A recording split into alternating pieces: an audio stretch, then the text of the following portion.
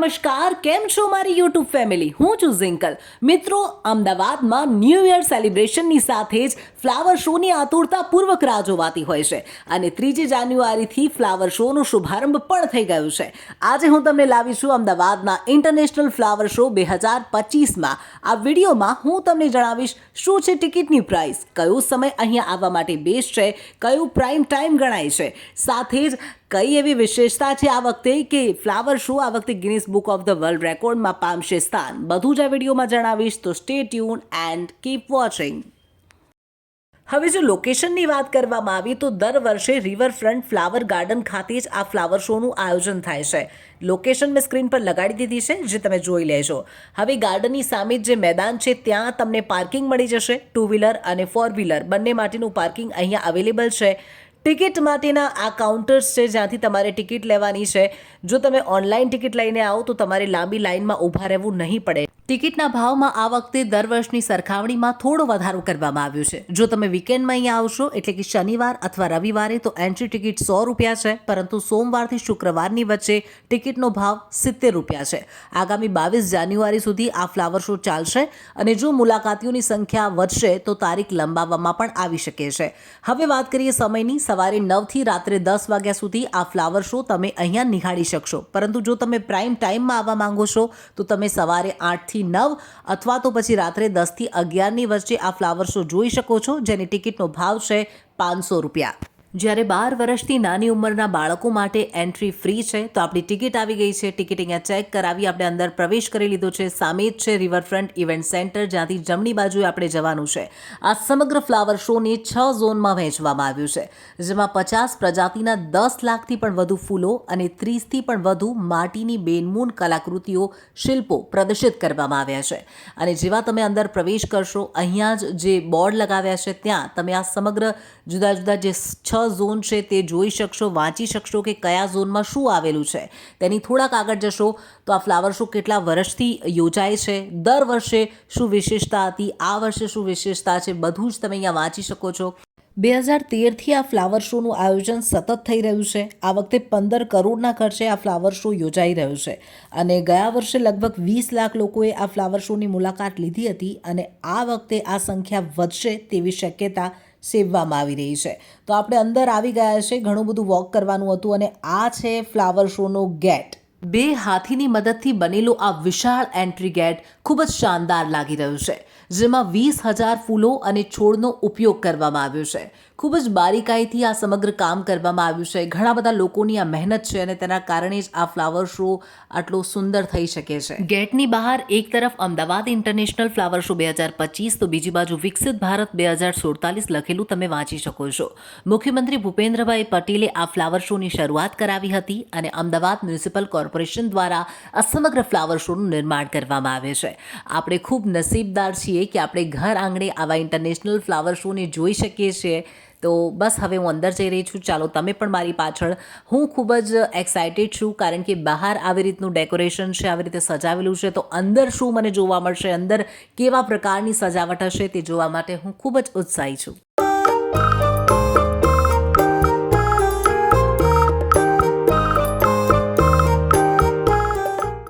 અંદર પ્રવેશ કરતાં જ અસંખ્ય ફૂલોની મધમધતી સુવાસ તમને આવશે અને આ તાજા ફૂલોની સુગંધ છે. જી હા મિત્રો, આ જે ફૂલો તમે સ્ક્રીન પર જોઈ રહ્યા છો, કોઈ પણ ફૂલ પ્લાસ્ટિકના નથી. તમામ જે ફૂલો છે એ ઓરિજિનલ છે, એટલે આ ખૂબ મહેનતનું કામ છે અને જોવામાં ખૂબ જ બ્યુટીફુલ લાગે છે. તો જેવા જ આપણે અંદર પ્રવેશ કરીએ છીએ, આપણા સ્વાગતમાં મોટું કમળ એટલે કે લોટસ અહીંયા તૈયાર કરેલું છે. આનો લુક સાંજે તો ખૂબ જ અલગ જ જોવા મળે છે. એ લુક પણ હું તમને બતાવીશ. સાંજે લાઇટિંગ થયા પછી આ કમળ કેવું દેખાય છે, પરંતુ અત્યારે તો મારે અંદર જવું છે. અંદર જઈએ તો જે 7 કમાન છે જુદી જુદી, એ અલગ અલગ ફૂલોથી બનાવેલી આ 7 કમાન તમે જોઈ શકો છો, જે પાવાગઢમાં મેં જોઈ હતી, જે ગુજરાત ટુરિઝમ અંડર આવે છે. અને એવી જ 7 કમાન અહીંયા બનાવેલી છે જુદા જુદા ફૂલો. સૌથી વધારે મને અહીંયા જ ભીડ જોવા મળી. આ 7 કમાનની નીચે લોકો સેલ્ફીઝ ક્લિક કરતા જોવા મળ્યા. ઘણા બધા લોકો ફોટોઝ પડાવી રહ્યા છે. પરંતુ મિત્રો, ખરેખર આ જગ્યા એવી છે કે એક પણ ખૂણો એવો નથી કે જ્યાં તમને ફોટો પડાવવાનું મન ન થાય. એટલું સુંદર, એટલું બ્યુટીફુલ ડેકોરેશન છે, એટલી સરસ મજાની આ જગ્યા છે કે તમે જ્યારે પણ અહીંયા આવશો 2 થી 3 કલાક પણ તમને અહીંયા ઓછા પડશે. વર્ષ 2025નો ફ્લાવર શો અનેક નવી પ્રતિકૃતિઓ અને નવા વિચારોનું એક પ્રદર્શન છે. ગુજરાતમાં વર્ષ 2013થી શરૂ થયેલ આ ફ્લાવર શો આજે વૈશ્વિક કક્ષાએ નામના મેળવી ચૂક્યો છે. આ વાર્ષિક પ્રકૃતિ ઉત્સવમાં ભારતભરમાંથી પ્રકૃતિ અને સંસ્કૃતિ પ્રેમીઓ મુલાકાત લે છે અને પોતાની સાથે અગણિત યાદોનો ભંડાર લઈને જાય છે. તો 7 કમાનની નીચેથી પસાર થયા બાદ અંદર આવ્યા તો જુઓ, અટલ બ્રિજ અહીંયાથી દેખાય છે, કારણ કે અટલ બ્રિજ બાજુમાં જ આવેલો છે. અને જરા જુઓ આ અદ્ભુત નજારો. અત્યારે આપણે ઝોન 1માં ફરી રહ્યા છીએ. ઝોન 1 કે જે દેશની વૃદ્ધિ અને વિકાસને લગતા વિષય પર તૈયાર કરવામાં આવ્યો છે. તો આ જુઓ, આ છે હલ્ક, ફેમસ સુપર હીરો, જે બાળકોનું ઘણું જ ફેવરિટ હોય છે. અને આવા અનેક કાર્ટૂન કેરેક્ટર્સ અહીંયા ફૂલોથી તૈયાર કરવામાં આવ્યા છે, જેમાં તમારા બાળકોને ખૂબ જ મજા પડવાની છે. આ બધા જ કાર્ટૂન કેરેક્ટર્સ તમને ઝોન 1માં જ જોવા મળી જશે. આપણે બહાર જે હાથી જોયો, કમળ જોયું અને જે ગેટ જોયો, એ તમામ બાબતો આ ઝોન 1માં જ આવી જાય છે. બીજી એક આ ફ્લાવર શોની વિશેષતા એ છે કે તમને દરેક પ્રતિકૃતિની નીચે આવા QR કોડ્સ જોવા મળશે, જે માત્ર તમારે મોબાઈલમાં સ્કેન કરવાના છે અને તમને આ પ્રતિકૃતિ વિશે ઓડિયો માર્ગદર્શન મળી જશે. એટલે મોબાઈલમાં સ્કેન કરવાથી તે પ્રતિકૃતિ વિશેની તમામ જે માહિતી છે તમે સાંભળી શકશો અને સમજી શકશો. તો અહીંયાથી આગળ વધ્યા તો લખેલું જોવા મળ્યું સુશાસનના 23 વર્ષ અને જોડે જ વડાપ્રધાન નરેન્દ્ર મોદીનો ફોટો પણ લગાવેલો છે. વડાપ્રધાન મોદીએ પણ અમદાવાદ ઇન્ટરનેશનલ ફ્લાવર શોના ફોટા શેર કર્યા હતા અને તેમણે કહ્યું હતું કે મને આ શો સાથે ખૂબ જ લગાવ છે, કારણ કે મેં મારા મુખ્યમંત્રી તરીકેના કાર્યકાળ દરમિયાન તેને આગળ વધતા જોયો છે. આ શો એ કુદરતની સુંદરતાની ઉજવણી કરે છે અને ટકાઉપણું વિશે જાગૃતિને પ્રેરણા આપે છે. આ સ્થાનિક ખેડૂતો, માળીઓ અને ઉત્સાહીઓને તેમની સર્જનાત્મકતા દર્શાવવા માટેનું એક પ્લેટફોર્મ આપે છે. તો હવે આપણે ઝોન 2 તરફ આગળ વધી રહ્યા છીએ. ઝોન 1 અહીંયા પૂર્ણ થયો છે. તો લેટ્સ કમ વિથ અસ.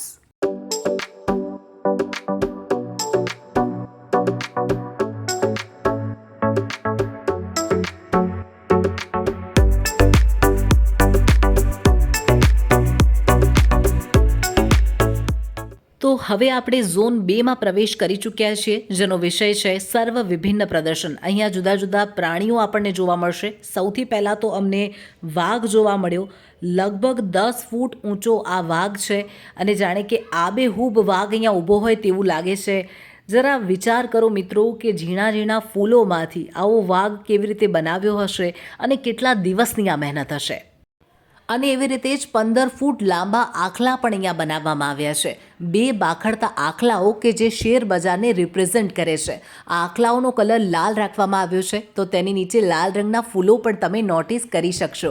આ સાથે અહીંયા ભીનો કચરો અને સૂકો કચરો અલગ નાખવા માટે જુદા જુદા ડસ્ટબિન પણ ઠેર ઠેર મૂકવામાં આવ્યા છે. અંદર તમામ નાસ્તો, ખાવા પીવાની વસ્તુઓ અલાઉ છે, એટલે સ્વાભાવિક છે કે કચરો પણ થશે અને એટલે જ આવા ડસ્ટબિન પણ મૂકવામાં આવ્યા છે. તો એવી જ રીતે તમને અહીંયા 23 ફૂટ ઊંચું ગ્રેટર ફ્લેમિંગો પણ જોવા મળશે. ફ્લેમિંગો જોયા બાદ તમે આગળ વધશો તો તમને અહીંયા કહારી ઊંટ પણ જોવા મળશે. લગભગ 15 ફૂટ ઊંચું અહીંયા કહારી ઊંટ પણ બનાવવામાં આવ્યું છે. મિત્રો, જો તમે અહીંયા નોટિસ કરશો તો બધી પ્રતિકૃતિની નીચે ફૂલો છે, પરંતુ માત્ર ઊંટની નીચે અહીંયા મેદાન જોવા મળે છે, કારણ કે ઊંટ હંમેશા રણ પ્રદેશમાં રહેતું હોય છે. અને હવે જરા અહીંયા જુઓ, વિશાળ મોર બનાવેલો છે. મોર તો એમ પણ સુંદર પક્ષી હોય છે, પરંતુ ફૂલોથી બનાવેલો આ મોર તો ખરેખર આહલાદક લાગતો હતો. તો મિત્રો, વાઘ, મોર, ફ્લેમિંગો, આખલા અને ઊંટ જોયા બાદ હવે આપણે જોવાનું છે જંગલનો રાજા સિંહ. જી હા, અને સિંહને આ કેન્યોન વોલની અંદર બેસાડવામાં આવ્યું છે.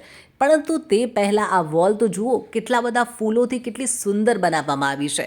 અને તેની અંદર બેઠેલા છે આપણા સિંહભાઈ. આ છે એશિયાટિક સિંહ, કે જેને જોવા માટે આજુબાજુ લોકોની મોટા પ્રમાણમાં ભીડ જોવા મળી રહી છે. આ સિંહની કેસવાળીથી લઈને બધું જ ફૂલોથી બનાવવામાં આવેલું છે. તો મેં અંશુની પણ સિંહ આગળ 2-3 સેલ્ફી લઈ લીધી, 2-3 ફોટોઝ ક્લિક કરાવી લીધા અને હવે આપણે ઝોન 3 તરફ જવાનું છે. મિત્રો, ઝોન 2 હતો એ ભારતના વિવિધતામાં એકતાના ભાવને તેમજ વિવિધતા સાથેની સસ્ટેનેબિલિટીને પ્રદર્શિત કરવા માટેની સુંદર રજૂઆત હતી. તો આ છે ઝોન 3, જેનો વિષય છે સસ્ટેનેબલ ભવિષ્ય તરફની પહેલ. ભારત આજે ગ્લોબલ વોર્મિંગ અને ક્લાઇમેટ ચેન્જ વૈશ્વિક સમસ્યાના નિવારણમાં સમગ્ર વિશ્વને નેતૃત્વ પ્રદાન કરી રહ્યું છે. ત્યારે તેનું પ્રદર્શન આ ઝોન 3માં કરવામાં આવી રહ્યું છે. સૌથી પહેલાં તો જુઓ આ કલરફુલ બટરફ્લાય, જેમાં અનેક ફૂલોનો ઉપયોગ કરવામાં આવ્યો છે. રંગબેરંગી કલરફુલ ફૂલોનો ઉપયોગ કરી અને આ સુંદર બટરફ્લાયને બનાવવામાં આવ્યું છે. તો એવી જ રીતે અહીંયા કલરફુલ સીગલ પણ તમને જોવા મળશે. સીગલ કે જેને ગુજરાતીમાં આપણે જલ કાગડો કહીએ છીએ. સીગલની સાથે સુંદર આકાશ અને તેની પાછળ અટલ બ્રિજ, આ ત્રણેયનું કોમ્બિનેશન અદ્ભુત લાગી રહ્યું હતું. અહીંયા તો મેં ઘણી બધી સેલ્ફીઝ ક્લિક કરી, કારણ કે આ બધી જ પ્રતિકૃતિમાં અહીંયા વ્યવસ્થિત સૂર્યપ્રકાશ મળી રહ્યો હતો અને અહીંયા ખૂબ સરસ ફોટા આવ્યા.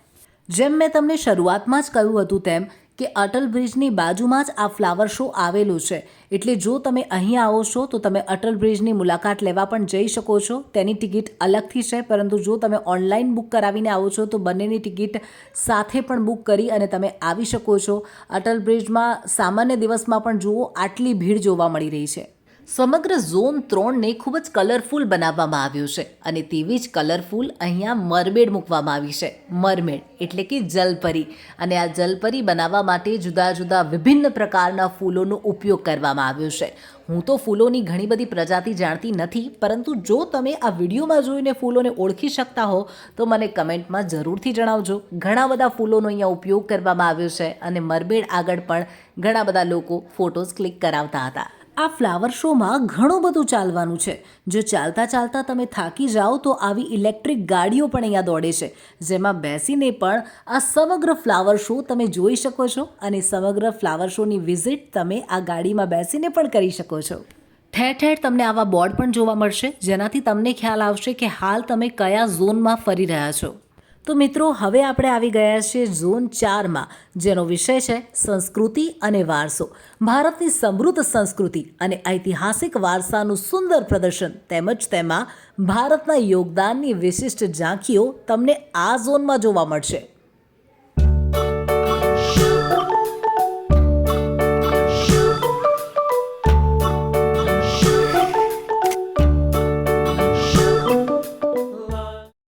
અહીંયા બાળકોના મનોરંજન માટે યલો કોસ્ચ્યુમમાં આવો ભાલુ ફરતો હતો, જેની જોડે નાના નાના બાળકો ગમ્મત કરતા જોવા મળ્યા.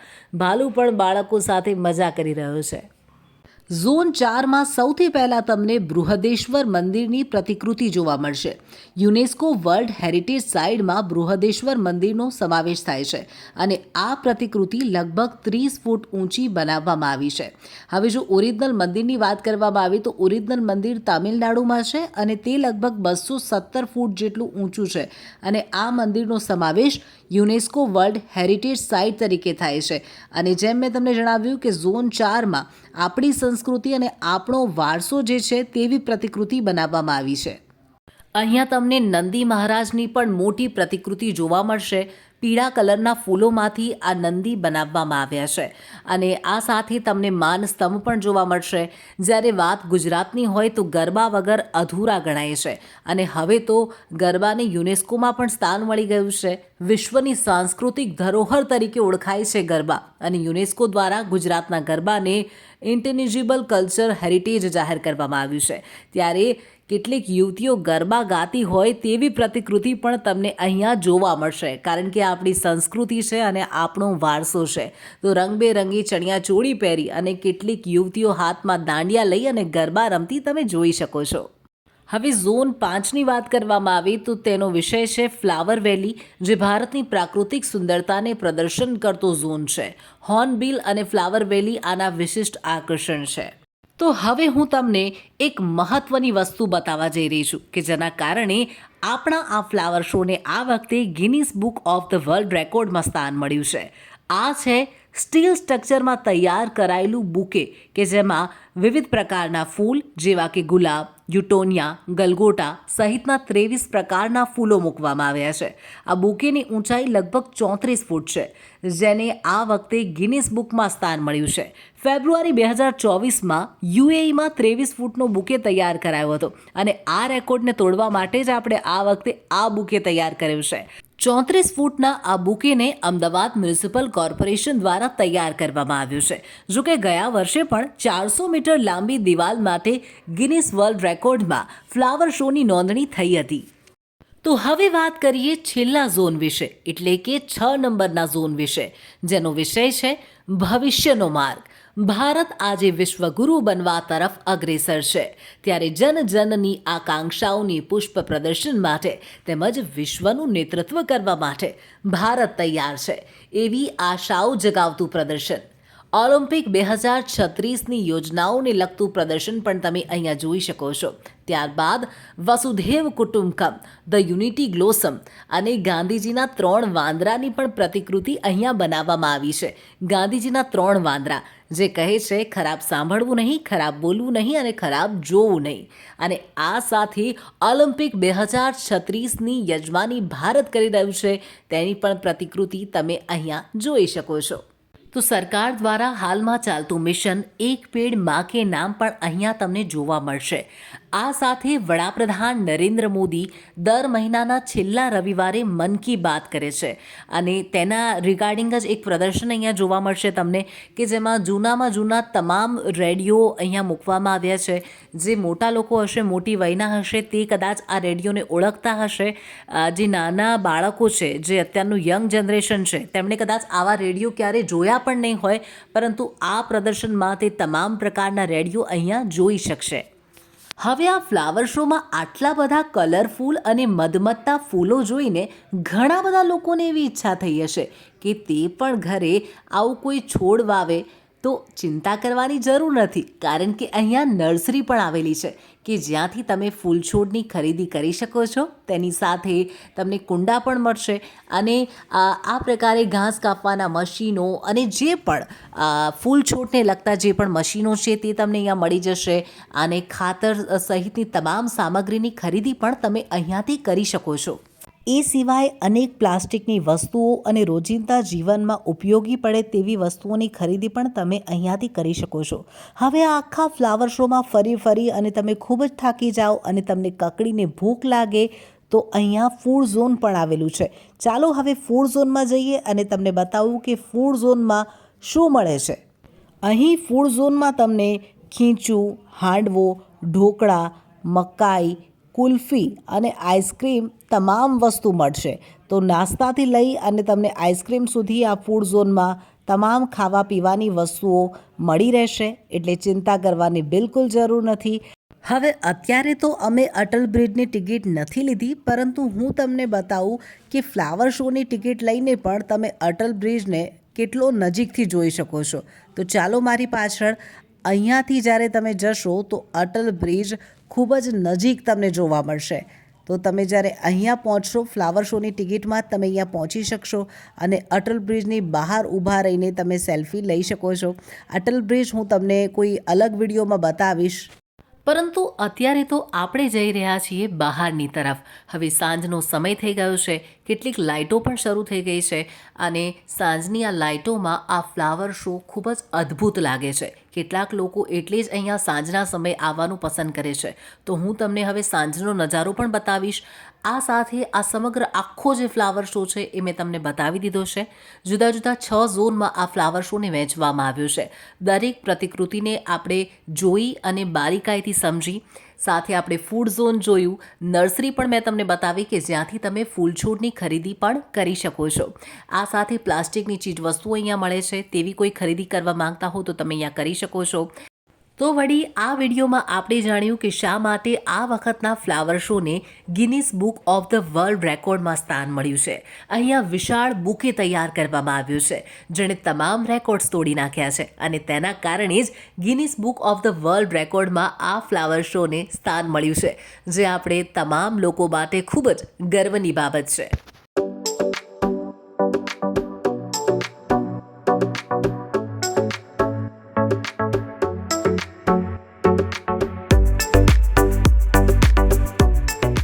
તો હવે આપણે ફાઇનલી આ 7 કમાનની નીચેથી પસાર થઈ ગયા છીએ અને ફ્લાવર શોમાંથી બહાર આવી ગયા છે. તમામ જુદી જુદી જે પ્રતિકૃતિઓ મૂકવામાં આવી છે તેમાં હવે ધીરે ધીરે લાઇટો શરૂ કરવામાં આવી છે. અને મિત્રો, આ લાઇટ થયા બાદ આ તમામ જે પ્રતિકૃતિ છે તેની સુંદરતામાં 4 ચાંદ લાગી ગયા. જરા જુઓ, આ કમળ આપણે આવ્યા ત્યારે કેવું દેખાતું હતું અને હવે લાઇટિંગ થયા બાદ તે કેવું સુંદર લાગી રહ્યું છે. તો મિત્રો, મારો આ વિડીયો તમને ઇન્ફોર્મેટિવ લાગ્યો હોય, ઇન્ટરેસ્ટિંગ લાગ્યો હોય તો મારી ચેનલને સબસ્ક્રાઇબ કરી લેજો, કારણ કે અહીંયા તમને આવા ઘણા બધા વિડીયો જોવા મળશે. અને હવે આપણે મળીએ નેક્સ્ટ વિડીયોમાં. Thanks for watching.